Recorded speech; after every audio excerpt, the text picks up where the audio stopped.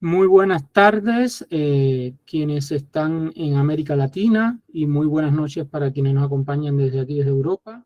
Esta es la sección académicas que todas las semanas transmite el Instituto Hannah Arendt, y hoy es dentro del marco del curso de resolución en conflictos autoritarios, el curso que ya venimos desarrollando desde hace algunas semanas. Y esta tarde-noche tenemos el gusto inmenso de que nos acompañe mi colega, la doctora Mirla Pérez. La doctora Mirla es licenciada en Trabajo Social por la Universidad Central de Venezuela y se doctoró en Ciencias Sociales en el año 2019. Es profesora en la Universidad Central de Venezuela, donde trabaja desde el año 1997. Ha desempeñado a la vez sus funciones como investigadora, como coordinadora de programas de ciencias sociales forenses y jefe del Departamento de Investigación y Acción Social. Imparte docencia en los programas de doctorado de ciencias sociales, investigación y desarrollo en su alma mater. Y yo creo que si algo caracteriza el quehacer social y académico de la doctora Mirla Pérez es que, como se dice, se ha gastado la vida acompañando a las comunidades populares en el municipio de Petare, el municipio de mayor extensión y demográfica, pero también de una alta conflictividad social, trabajando en el Centro de Investigación Padre Alejandro Moreno. Ahí realmente en el municipio de Sucre ha realizado una labor que yo creo que es constante, que es de reconocer y que yo admiro profundamente. Y bueno, cuando estaba organizando el programa pensé en ella para que nos hablara del tema que nos ocupa hoy. Hoy vamos a hablar de comunidades populares, de conflictividad social. ¿Y quién mejor que Mirla para hablar de algo que conoce desde la ciencia social, pero también desde esa coherencia vital? Mirla, es un gusto, un placer inmenso volverte a tener en el Instituto Hannah Arendt. Te tuvimos hace unos meses atrás, en conjunto con GAPAC, hablando sobre comunidades populares también. Y bueno, y hoy te escuchamos con muchísimo gusto, porque aquella vez nos quedamos con muchas ganas de seguirte oyendo. Entonces, gracias por estar y bienvenida de nuevo. Bueno, gracias por la invitación. Ya puedo hablar, ¿verdad? Sí, ya puedes hablar. Perfecto. Bueno, muchas gracias por la invitación. Siempre es un gusto poder compartir con ustedes, con venezolanos, con latinoamericanos, las condiciones, digamos, de vida y las condiciones políticas de conflictividad que vivimos en este lado del mundo. Entonces, ahorita les voy a compartir, vamos a ver si el sistema así me lo permite, les voy a compartir una presentación en la que vamos a tratar, no, sí, ahora sí, ¿verdad? Sí, perfecto, Mirla, perfecto. Se ve, perfecto. Está en la segunda diapositiva, yo creo que puedes subir a la primera. Estoy intentando.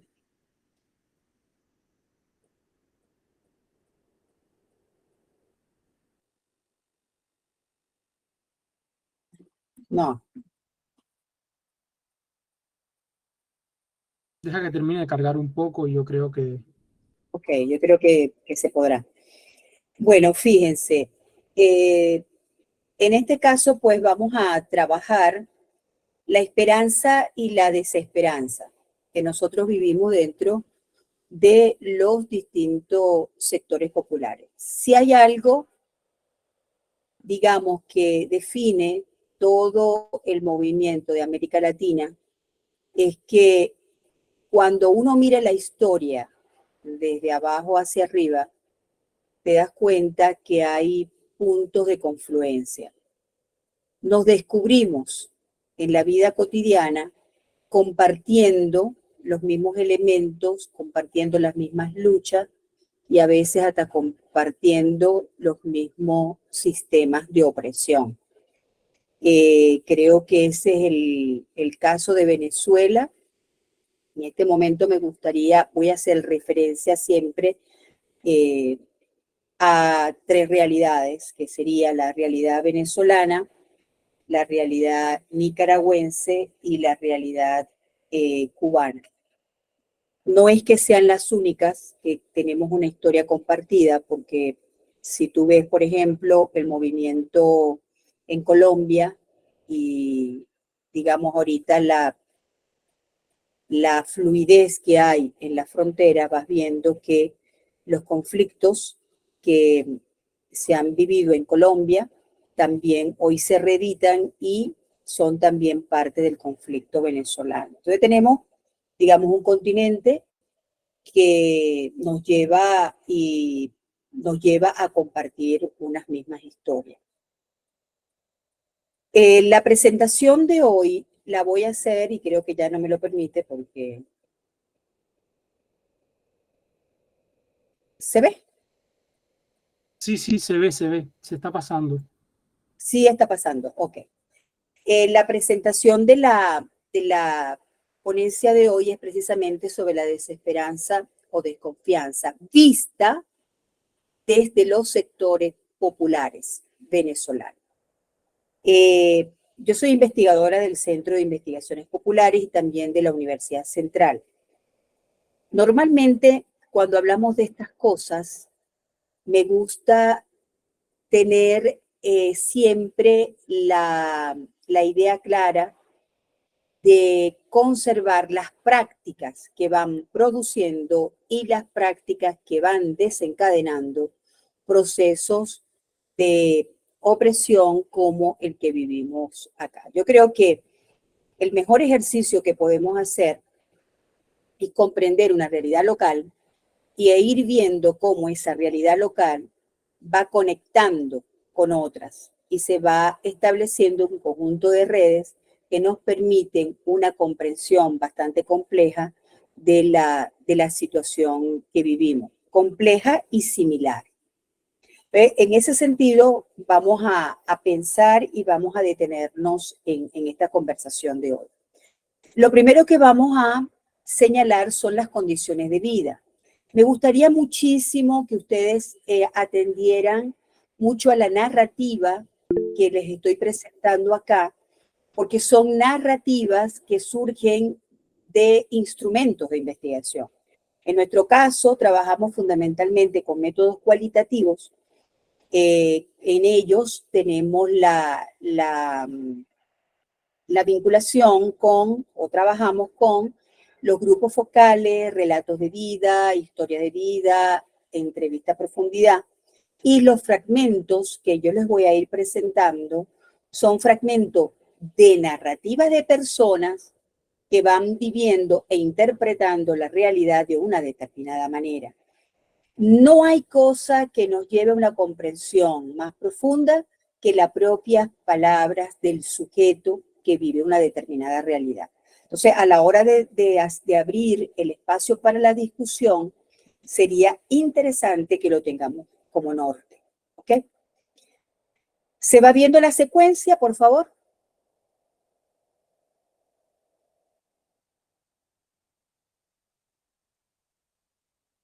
¿Alguien que me diga si se ve esta lámina? Se va viendo, sí, se va viendo. Perfecto, bueno.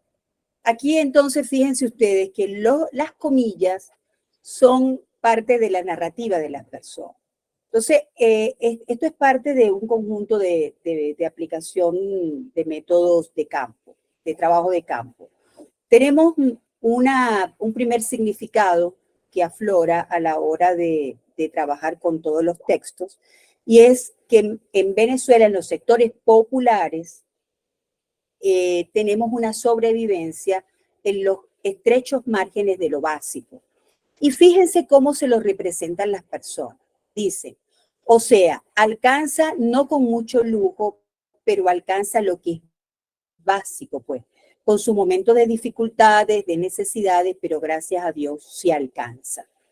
Cerramos con el último párrafo, dice, el hecho de que estoy cómodo porque tengo donde estudiar, tengo donde vivir, tengo algo que comer, lo puedo disfrutar, pero el hecho de tener ciertas limitaciones al momento de vivir mi experiencia como joven en mi entorno, desarrollarme como tal es un poco disgustante. Es decir, desde la palabra del joven vamos viendo una seria dificultad para poder sobrellevar las condiciones de vida. Vivir en el límite de la sobrevivencia, dependiendo de las condiciones externas y no dependiendo del esfuerzo propio o familiar. Esto es muy importante porque en Venezuela, digamos, hay una cultura del trabajo, una cultura del esfuerzo. Una de las cosas que ha hecho más daño dentro de todo este sistema de opresión ha sido limitar esas condiciones de esfuerzo, de autodeterminación de la familia, de las comunidades. O sea, el Estado se hizo cargo o imposibilitó a la sociedad y a la comunidad de desarrollarse y de poder satisfacer sus propias necesidades. Entonces, se las tomó para sí, pero tampoco las resuelve. O sea, no la resuelve, tampoco permite que el otro la resuelva, y aunque la resuelva, hay una sensación dentro de las poblaciones pobres, digamos, de los sectores populares, que hay una añoranza de poder trabajar y poder satisfacer las propias necesidades a partir del trabajo. Y eso precisamente este sistema lo eliminó. En mi comunidad esto es una cita también textual, en mi comunidad se está viendo bastante desnutrición en los niños y bastante falta de comida, porque no todo el mundo está trabajando. Bueno, no todo el mundo trabaja y las personas están pasando trabajo. En ese sentido, están pasando hambre. Hay hambruna dentro de nuestras comunidades. Lo que pasa es que quizás algunos no vemos más allá de lo que está pasando. Nosotros vemos la realidad en nuestro hogar, pero en nuestra comunidad hay hambruna. Las personas se están yendo del país porque sencillamente no hayan cómo cubrir los gastos. Fíjense ustedes que eso va poniendo una enorme presión dentro de los sectores populares. Eso nos ubica en un contexto conflictivo, en un contexto de hambre, en un contexto de pobreza extrema. Al igual, yo creo que esto es una historia compartida con los pueblos latinoamericanos, en este caso específico, con el pueblo cubano y también el nicaragüense. Seguimos. Mi madre trabaja prácticamente todos los días. A veces trabaja en la casa, a veces dura todo el día en la oficina, llega tipo 9, 10 de la noche.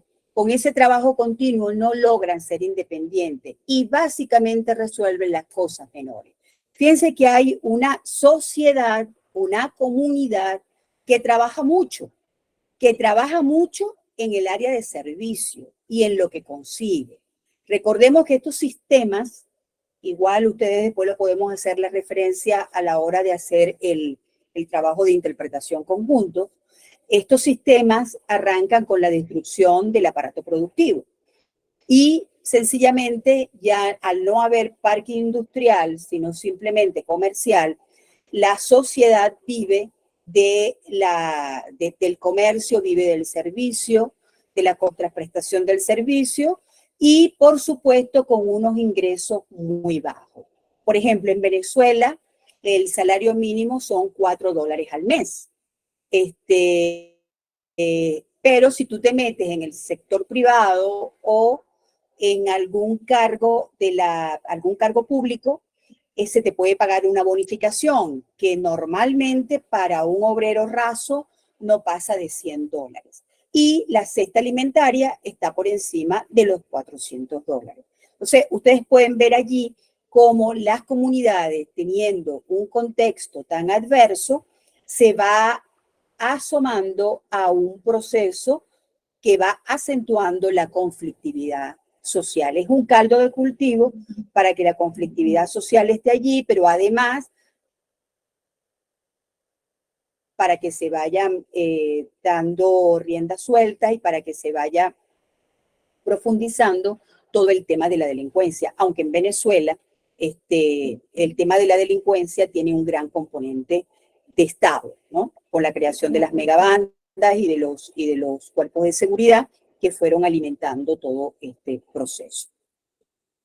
Pero en mi comunidad, este es el cuarto elemento, les puedo decir que hay personas que aún siguen comiendo, esperando la bolsita CLAP. En este sentido, fíjense ustedes, la bolsita CLAP, haciendo un paralelismo con Cuba, es un poco la tarjeta de racionamiento. En Venezuela opera la tarjeta de racionamiento. Ahora, no, la metodología de implementación es diferente. Allá opera de una manera, aquí opera de otra. Aquí opera con una caja CLAP que llamamos, que tiene no más de 12 productos que no satisfacen la necesidad de la población y que además para poder satisfacer necesita tener un ingreso en el que tienes que ir al mercado y sencillamente al tener un ingreso de una bonificación de $100, evidentemente que no te alcanza.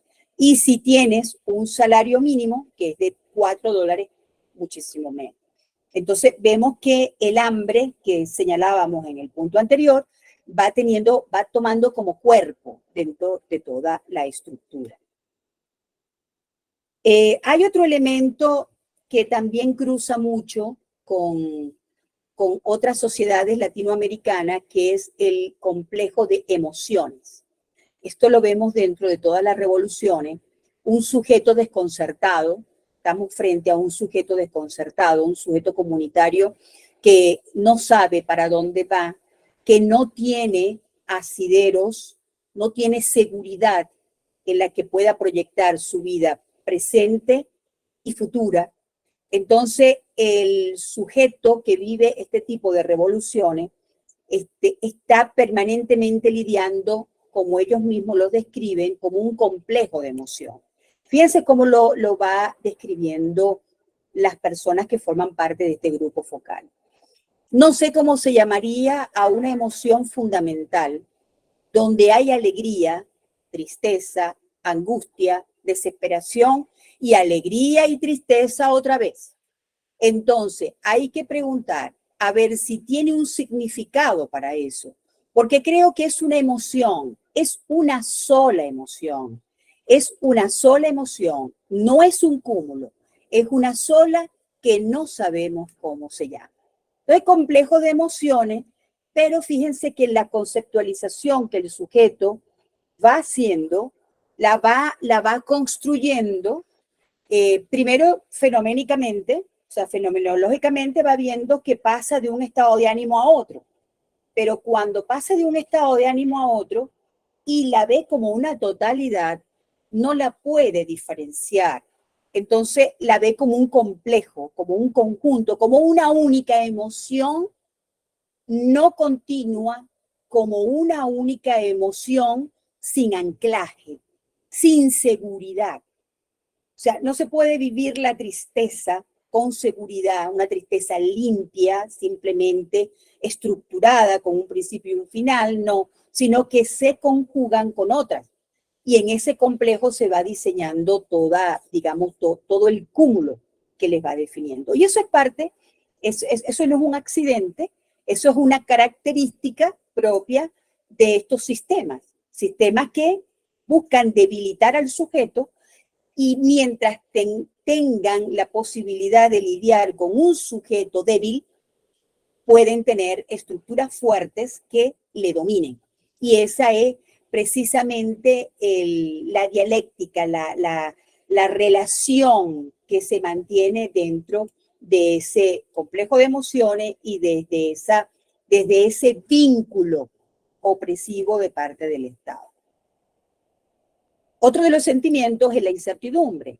Toda la vida me he sabido organizar, pero con esto he tenido un choque muy fuerte. Esto debe ser también, esto es una línea transversal que seguramente han vivido todos los sujetos que les ha tocado tener que lidiar con este tipo de revoluciones, porque tanto el complejo de emociones como la incertidumbre van perfilándose a la conformación de un sujeto que sea débil, un sujeto que no pueda autodeterminarse, un sujeto que tenga que depender. Lo que pasa es que todas las sociedades y todas las culturas reaccionan ante eso. En Venezuela, por ejemplo, la sociedad hoy, a pesar que tenemos 23 años de revolución, igual está reaccionando ante eso. No hay conformidad. Lo que nosotros estamos viendo en el trabajo de campo permanentemente es que no hay conformidad. La gente siempre está buscando salirse de los límites de la dominación. Lo mismo vimos en Cuba. De repente vimos un movimiento que se levantó y dijimos, pero ¿de dónde salió? ¿Cómo? Tiene explicación. Tiene explicación porque son sociedades vivas, son sociedades que no se ha logrado anular la voluntad, no se ha logrado anular a la persona y sigue habiendo un gran potencial de resistencia y un gran potencial de resiliencia. Y en eso, digamos, en esas aguas, en esa tensión, se van produciendo salidas dentro de estos sistemas y por eso al sistema le cuesta mantenerse y consolidarse. Que tiene que lidiar con un sujeto. En el caso, un sujeto activo, en el caso de Venezuela tuvimos democracia hasta el año 99, ¿ok? Que es cuando entra el chavismo. Y el peso de la historia, de la memoria, es muy importante para poder salir adelante frente al sistema. ¿Qué cosas se vinieron abajo en todo este proceso revolucionario y en todo este proceso de reconciliación, de subversión de ese orden que la comunidad, tanto venezolana como latinoamericana, habíamos vivido? Se vino abajo la familia. Está toda desperdigada y sin posibilidad de volver a juntarse. ¿Por qué está toda desperdigada? Porque este tipo de sistemas opresivos, este tipo de revoluciones, van produciendo grandes procesos migratorios, migraciones forzosas. En Venezuela ya estamos contando 8 millones de venezolanos fuera de Venezuela, expulsados del país, haciendo una migración forzosa. Eso representa, éramos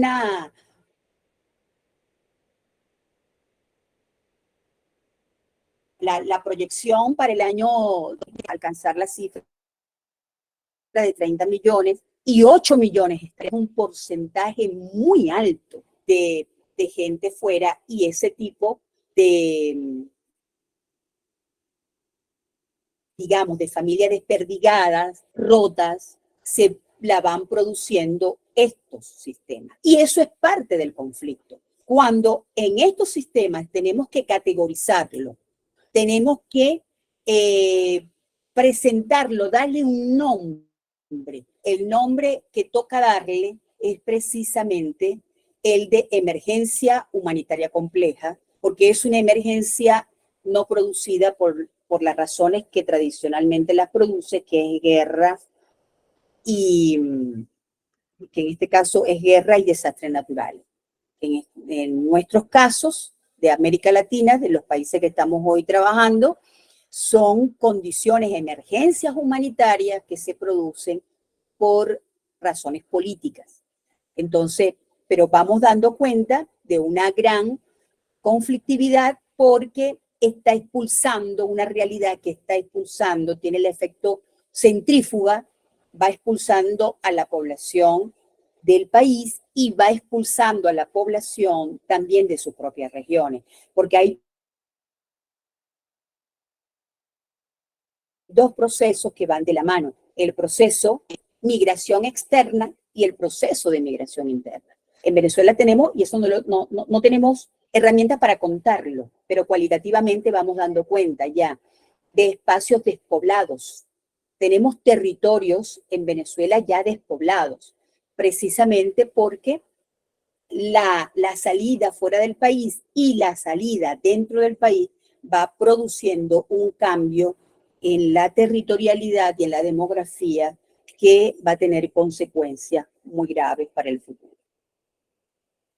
Entre comillas, fíjense ustedes lo que va diciendo la gente. Ya no salgo como antes, que me iba para donde la familia. Es que no puedo salir sin llevar nada en mis manos, porque a donde voy a llegar también hay escasez, también hay hambre. Entonces, ese componente de solidaridad que definía al venezolano y que probablemente también definía al cubano, de llevar siempre algo, de la casa es la casa, de la acogida, uno recibía a toda la familia venía y no tenía que traer nada. Hoy no te puedes presentar en casa de tu mamá o en casa de un familiar si no llevas cosas, porque hay mucha carencia, hay mucha hambre. Entonces, fíjense cómo eso va también haciendo que las estructuras de relación vayan cambiando. Te podrás imaginar esta situación para mí con 75 años, que me quedé sola. ¿Y por qué se queda sola? Se queda sola precisamente por todo el proceso migratorio. El pueblo venezolano se está viniendo abajo. Y fíjense ustedes cómo se lo representa el venezolano. Nosotros, y me atrevería a decir, lo que pasa es que a mí me gusta siempre hablar sobre la base de la narrativa propia. Me encantaría poder, ahora que se están abriendo todos estos espacios de intercambio, me encantaría poder ver cómo hacemos un grupo focal con gente de las comunidades cubanas, hablar directamente con la gente, sería genial para poder hacer este tipo de comparaciones, ¿no? Porque creo que aquí en esta vida también está en la vida de los otros. También se ve reflejado, digamos, esa historia de conflictividad, esa historia de anulación de las personas, esa historia de dominación, ¿no? Que aunque no lo logre, o lo logre a media, o vaya en camino de lograrlo, vamos viendo que como latinoamericanos también tenemos como una gran fortaleza y una gran búsqueda de no dejarnos, ¿no?, dominar. Y fíjense que la gente se da cuenta de ese proceso. Nosotros como pueblo también nos estamos perdiendo. Y eso te lo dice una persona de barrio, un señor que no tiene sino sexto grado. Y fíjate cómo se lo representa. Nosotros como pueblo también nos estamos perdiendo. Nosotros como pueblo, porque tú te llamas Venezuela, todos nos llamamos Venezuela. Hoy en día, entonces, nos estamos perdiendo porque hemos perdido el sentido de humanidad. ¿Y cuál es el sentido de humanidad? Porque aquí tú me dirás entonces, ustedes me dirán, bueno, profesora, pero entonces estamos hablando de un daño antropológico. No, fíjense que en este caso en particular, te dice, hemos perdido el sentido de humanidad, cuando tomas el relato y lo trabajas en su conjunto, el sentido de humanidad porque no tiene la posibilidad, porque las condiciones materiales niegan el hecho de que tú puedas compartir con el otro, que tú puedas ser solidario con el otro. Si tú tienes un paquete de harina de maíz para hacer una arepa, que es la comida tradicional aquí en Venezuela, pero te queda una arepa, te queda un poquito con el que tienes que hacer unas arepas para tus 5 muchachos. ¿Cómo haces para compartir ese pedacito, ese poquitico de harina con otro? No puedes. Entonces te vas quedando, te vas como despojando de la humanidad, de la solidaridad que te identifica. Y eso no lo está haciendo el sujeto, eso está siendo producido por diseño, por el propio sistema de dominación. Y eso es importante que lo tengamos presente, porque ese sentido de humanidad se va perdiendo precisamente porque está en el diseño del sistema que va dominando a la sociedad y a la comunidad. Sobrevivencia. Se acaban las alternativas. Yo apenas abro los ojos en la mañana y digo, Dios mío, ¿qué podré hacer hoy? Porque no tengo comida. es ir en contracorriente en todos los aspectos de la vida. Y ese ir en contracorriente nos ubica precisamente en un contexto de conflicto. O sea que estoy en permanente lucha por sobrevivir, en permanente lucha por poder darme al otro, para poder compartir con el otro. Entonces, es estar siempre contracorriente. Contracorriente implica un gran esfuerzo. O sea, es como dos polos que se repelen, ¿no? Implica ir con mucha fuerza en la vida para poder solventar no solamente tus propias condiciones, sino también la condición de la comunidad, de la familia y del país. No puede ser que se te vaya un día en una diligencia porque no puedes hacer otra cosa, ¿ok? Tenemos problemas de gasolina en Venezuela. Tenemos problemas de gasolina y somos un país productor de petróleo. Eso es precisamente la demostración más clara de la eliminación y del colapso del aparato productivo, que es lo que buscan este tipo de revoluciones. Ahora, al sistema, como es un sistema que produce daño por diseño, le es muy conveniente que la población no tenga gasolina para moverse, porque moverse, vincularse, estar con el otro es el mejor ángulo para poder producir poder. Si no me puedo vincular con otro, soy entonces un sujeto débil, soy una comunidad débil. Y eso es precisamente lo que ha diseñado este tipo de sistema.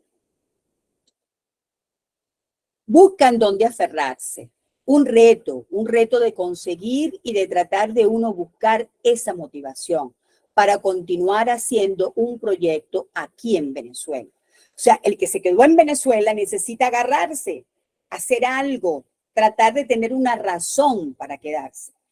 Por eso tenemos 8 millones de personas fuera, porque no encontraron dónde amarrarse, de dónde agarrarse para poder articular un proyecto de vida, un proyecto de familia, un proyecto de comunidad. Y eso es muy grave, porque precisamente eso hace del sujeto un sujeto débil, y eso es parte del propósito central de este tipo de revoluciones. ¿Ok? Yo pienso que nos inducen a eso, a que vamos a llegar a loco, a que vamos a infartarnos, a que, o sea, eso la gente lo tiene como, fíjense que aquí, es interesante, este tipo de expresiones que uno consigue en la gente, porque es un sujeto que se está dando cuenta que lo que está ocurriendo no son hechos fortuitos, no son hechos al azar, sino que son hechos inducidos, producidos, diseñados. Y eso tiene la fortaleza de ir creando una conciencia que luego te pueda permitir despegarte. Es un reto, pero por lo menos no te lo atribuyes a ti.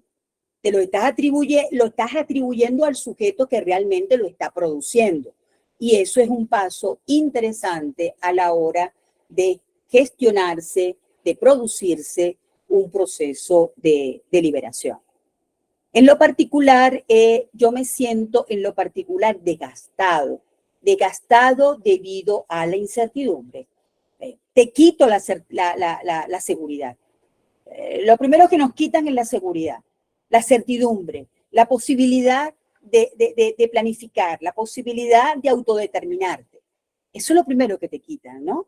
Y en la medida que te lo quitan, te van produciendo un camino que te hace dependiente del que domina. Yo me siento acorralada, que no tenéis tranquilidad ni en tu casa. En la calle andáis con mucho temor. Hay temor en la calle, pero también hay temor en la casa, porque evidentemente un correlato de toda esta situación es precisamente las condiciones de violencia. No tienes seguridad en la calle, pero tampoco tienes seguridad en tu propia casa, ¿no? Porque también allí te pueden llegar. Hay muchos sentimientos encontrados a nivel social. ¿Por qué? Porque estamos asfixiados, estamos socialmente asfixiados. Imágenes de Maracaibo, esto es una zona, porque esto es parte de una investigación nacional. Esto es una zona de un estado del occidente del país, Y fíjense ustedes esta expresión que es demasiado contundente, dura, fuerte, de una determinación, de una conciencia tremenda. Nos están matando. Eso lo dice la gente. O sea, es base para hacer la interpretación que luego como investigadores tenemos que hacer, pero es una afirmación de las personas. A mí me viene, cuando le preguntamos por las imágenes, ¿cuál es la imagen que te viene cuando piensas en tu estado, cuando piensas en tu ciudad? ¿Cuál es la imagen? Me encantaría preguntarle a un cubano, ¿cuál es la imagen que te viene a la mente cuando piensas en La Habana? Cuando piensas en Santiago, ¿qué hay? ¿Qué ves? Fíjense la respuesta. A mí me viene Berlín en ruina después de la Segunda Guerra Mundial. Me parece una ciudad del oeste, de esas así que no hay nadie, con un ramo de paja y las calles de tierra. Esas ciudades de vaquero, de esas ciudades del oeste. Y pasaban los malos y nadie salía, así mismo. Todo el mundo encerrado en su casa sin salir. Y esta es una investigación que la hacemos después que ha ocurrido la pandemia, porque ustedes me dirán, ay, pero esa imagen se parece mucho a la imagen que pudiéramos tener en la pandemia del COVID, pero no tiene nada que ver. Es posterior. Y fíjense cómo la gente lo identifica. No tenemos cómo enterrar a nuestros muertos. Esa es la expresión más clara de pobreza, de una sociedad que el Estado ha conflictuado al extremo. Un conflicto producido por el Estado que te impide enterrar a los muertos porque no tienes la capacidad económica para hacerlo. Yo creo que esto es un exterminio. Esto lo dice, esta expresión sí es de una maestra de primaria. Y la educación primaria, la educación en Venezuela, la educación pública está bastante deteriorada. Yo creo que esto es un exterminio progresivo y muy latente, muy, como decir, muy paulatino.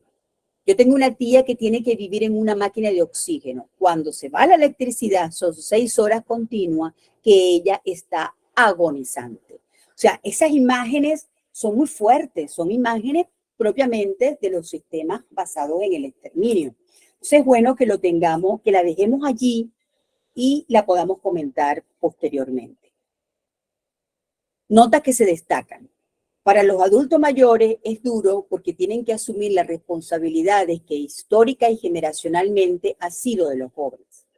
Para los jóvenes es particularmente importante el problema del transporte, y el transporte es fundamental porque es un vínculo.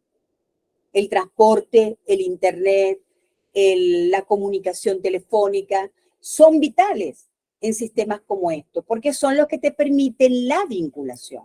Si no hay vinculación, tienes un individuo aislado, y si tienes aislamiento, no tienes poder. Estás a la merced del que tiene el poder.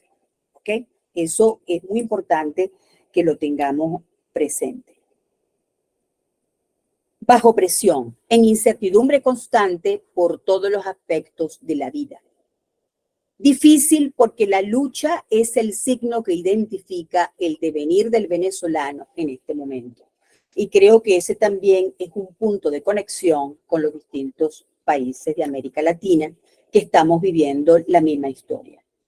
Es posible reconocer una gran tensión entre pesimismo, temor y una gran arrechera, pero la gran arrechera es rabia, pues la gran arrechera impulsa, es un sentimiento estimulante, es un sentimiento que te lleva hacia adelante. El temor te retrae, la arrechera te impulsa. Y en esa tensión se está viviendo permanentemente en el marco de esta revolución. Tenemos mucho miedo, sería la molestia lo que más he visto, o sea, la arrechera.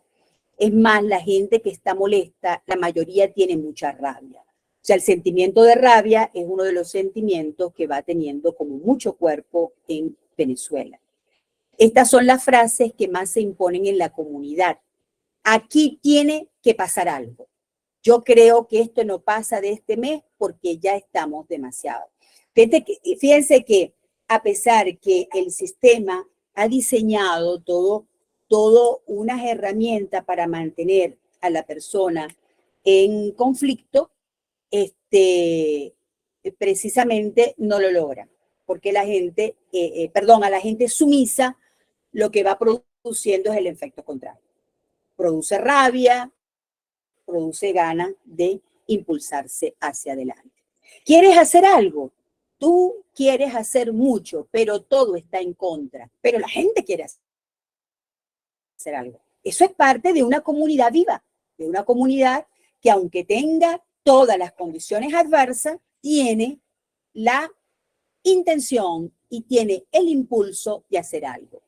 O nos matamos todos o convivimos todos, pero hay que hacer algo. Ese es, digamos, el sentimiento permanente dentro del venezolano. Independientemente, como lo dije anteriormente, de que se vaya a lograr un cambio. O sea, independientemente que se logre o no, es importante que la gente tiene ese sentimiento y que además no está resignada. Una parte del propósito del diseño de este sistema de dominación es precisamente que la gente se resigne. Y lo que estamos consiguiendo es que la gente no se resigna. Horizonte del bienestar. La familia es el horizonte del bienestar y hacia allá va apuntando todo este proceso de articulación. Entonces, hasta ahora tenemos las condiciones de esta comunidad en conflicto, de una comunidad que está lidiando permanentemente con la dominación y que se para frente a ella, entendiéndola, poniéndole límite, sabiéndose dominado por ella y también reconociéndose en sus propias rabias.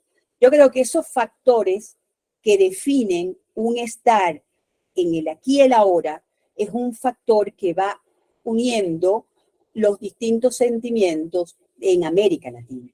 Yo lo extrapolaría, estas consecuencias, a lo mejor la vivencia directa, a lo mejor puede cambiar, pero no hay significado. Y eso lo ve uno en estas sociedades cuando de repente emerge un movimiento, y emerge un movimiento porque de fondo está latente. Y eso es importante que lo tengamos presente. Penetración del régimen en las comunidades. Acá se ha hecho un rediseño de la territorialidad. Nosotros en Venezuela, el diseño revolucionario partió de la eliminación de la territorialidad civil a una territorialidad político-militar, y es la que opera en toda la estructura de la comunidad. ¿Qué ha implicado? Ha implicado precisamente que en las comunidades se hayan eliminado las organizaciones naturales.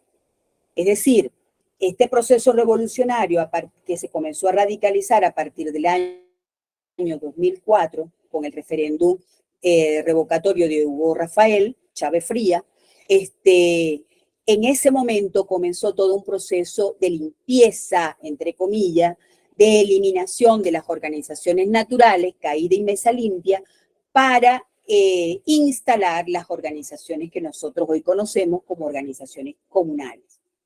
No, aquí se hacían asociaciones de vecinos. Aquí, digamos, las comunidades, lo natural eran las asociaciones de vecinos.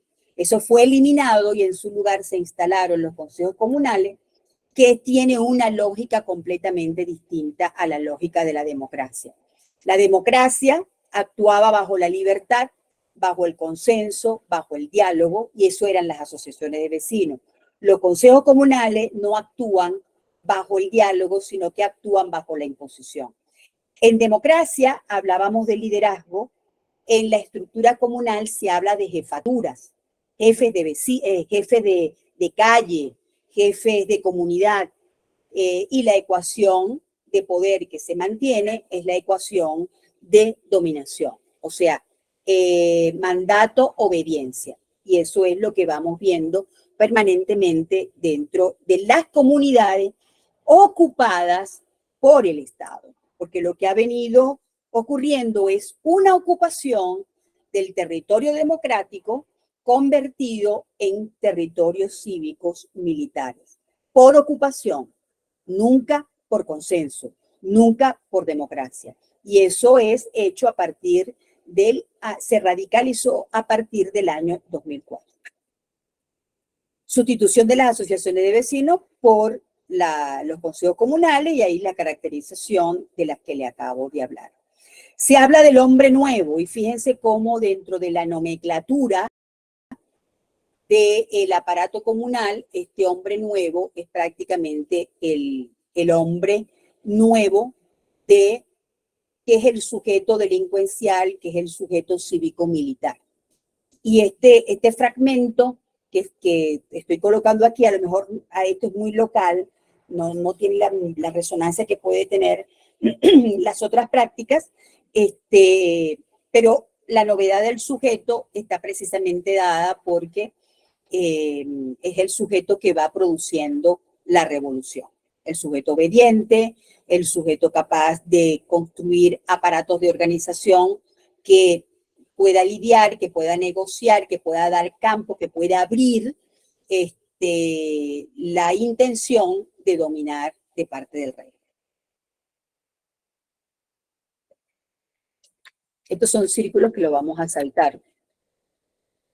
Línea de obediencia. ¿Se acata? ¿En qué momento se rompe? Y aquí hablamos de la autonomía del poder malandro. Maduro tiene control sobre casi todas las zonas populares de Caracas a través de su colectivo, lo que no ocurre en Petare, una de las zonas populares con mayor población en América Latina, ya que aparentemente Wilexi ahora adversa a Maduro. Este es un elemento que va apareciendo también dentro de la autonomía del poder malandro. El sistema puede que lo quiera asimilar, pero es un poder autónomo, ¿ok? Y tienen que lidiar permanentemente con eso. Por otro lado, tenemos la definición o la autodefinición del sistema frente a las comunidades. Fíjense, ¿cómo se autodefine? No somos el ejercicio de una gestión de gobierno. Esto puede calzar perfectamente en Cuba dentro de la autodefinición de estos regímenes. No somos el ejercicio de una gestión de gobierno, somos un proceso revolucionario. Es la reconfiguración popular del Estado, haciendo del gobierno de calle en sus distintas escalas sistémicas un proceso constituyente, Estado popular, comunal, soberano. Esto es lo que busca, y esto tiene carácter constitucional. Esta afirmación que les estoy colocando tiene carácter constitucional. Esta afirmación que les coloco aquí, que es parte del Plan de la Patria, del que está vigente hasta ahorita, hasta el 2025, fíjense ustedes cómo puede entrar en contradicción con el estado de ánimo que acabamos de trabajar dentro de las comunidades. O sea, este es el estado que impera y las comunidades actúan contra este estado permanentemente. Eso es bueno que lo tengamos presente. La letra del proyecto, la práctica de las comunidades están totalmente divorciadas. ¿Okay? En el artículo de la ley de los consejos comunales, fíjense lo que dice: el Ejecutivo Nacional deberá reglamentar y generar con la participación de los consejos presidenciales del Poder Popular, que es la eliminación de lo que nosotros en Venezuela llamamos gobernaciones, que son los entes gubernamentales de los estados, se eliminan y se fortalecen los estados comunales. ¿Para qué? Me quedo con la última frase: en el espíritu comunal y no de propiedad privada. O sea, aquí tenemos claramente una revolución que están dando y tenemos un pueblo que está permanente luchando contra eso. Tensión entre el Estado comunal y la afirmación no hay Estado. Lamentablemente es una realidad. ¿A quién nos vamos a quejar? ¿Dónde? ¿Quién? Lamentablemente muchos. Mire, ahorita usted va a Los Zapitos y la mayoría de la gente está cocinando en leña. Venezuela, un país petrolero, la gente cocina en leña. Entonces tienes esa permanente tensión, un Estado comunal que ha fragmentado el territorio, que ha colocado una territorialidad cívico-militar en contradicción con un Estado que se pasea entre la inexistencia. Entonces, eso es importante que lo tengamos presente. El 80% de la población está en contra del sistema y solo el 20% lo sostiene. Eso es importante que lo tengamos también presente. Estos regímenes se sostienen en los dispositivos, no en las redes reales de poder que hay en las comunidades, que es realmente donde está anclado el poder originario. El 80% de la población está en contra, pero la estructura comunal está presente en todo el país, siendo alimentada y ejecutada, llevada hacia adelante solo por el 20%. Tenemos estos cuadros, nosotros tenemos un observatorio que se llama Observatorio Convivium, que es un observatorio de las dinámicas comunitarias y estamos permanentemente viendo cómo se están desarrollando las comunidades. Entonces, fíjense ustedes, esta comparación es importantísima. En nuestro informe anual del año 2022, en el caso del CLAP tenía una penetración del 89%. En el informe semestral de este año tienen 82%. Está bajando la penetración de los aparatos comunales. Pero el dato más importante, más que el que está abajo, el 31% de las comunidades están organizadas desde lo comunal. O sea, forman parte de la estructura comunal en el año 2022. En el año 2023 hay una baja significativa de participación comunitaria en las estructuras comunales que lo lleva al 18%. Otro elemento interesante es que la gente en el año 2022 en un 97.5% rechaza el CLAP. ¿Ok? Eso va aumentando de modo importante respecto al año pasado. Entonces, eso también es importante que lo tengamos allí presente. ¿Eso qué significa? Que en medio del conflicto, las comunidades van encontrando vías de organización, van encontrando vías de hacer resistencia al sistema, de no obedecerle, de no formar parte de sus estructuras. Eso es parte de la lucha cotidiana que las comunidades van diseñando para poder enfrentar este tipo de regímenes. ¿Ok? Eso allí también es importante que lo tengamos presente. Percepción de la gente. ¿Cómo lo vive la gente? ¿Vale la pena hacer algo? Fíjense ustedes, en este punto en el que estamos, la gente con todo el conflicto que podamos tener y todo este panorama que les acabo de presentar, hambruna, desestructuración, delincuencia exagerada, cocinando a leña, sin poderme mover de un estado a otro, de un lugar a otro, sin poder, todo ese, digamos, esa amalgama de conflictos, la gente afirma, sí podemos hacer algo por nuestros hijos, es el gran impulso. Lo que más juega en contra de si vale la pena hacer algo es la inmigración. Es motivo, pero también es escollo. Claro, porque muchos se van, pero los que se quedan tienen que luchar dentro de un contexto adverso. Conciencia de la necesidad de cambio, conciencia de que la recuperación será lenta. O sea, llega un momento en el avance de este tipo de sistemas en los que la gente tiene claro que las salidas no son rápidas. Las salidas se van produciendo lentamente. Quieren hacer algo, tú quieres hacer mucho, pero todo está en contra. Ya esto lo habíamos dicho. O nos matamos o convivimos. O sea, estamos forzados a actuar dentro de un contexto adverso. Anclaje. El sueño es siempre volver a la seguridad de lo vivido. Eso es el anclaje, ese es el impulso La gente está permanentemente esa memoria, la memoria de una historia democrática, de una historia que fue capaz de construir unos vínculos comunitarios fuertes, y ese sueño está allí. Era bonito, fíjese cómo lo dice la gente, era bonito, se veía unión, no era estrés y ese odio que todo el tiempo cree lo malo. Entonces, volver a lo bonito sería espectacular. Hoy es terrible, nos han cambiado la vida a la fuerza, totalmente. Pero el anclaje es aquellos que nos define como cultura, aquellos que nos define como familia, aquellos que nos define en la sociabilidad que tenemos como comunidad.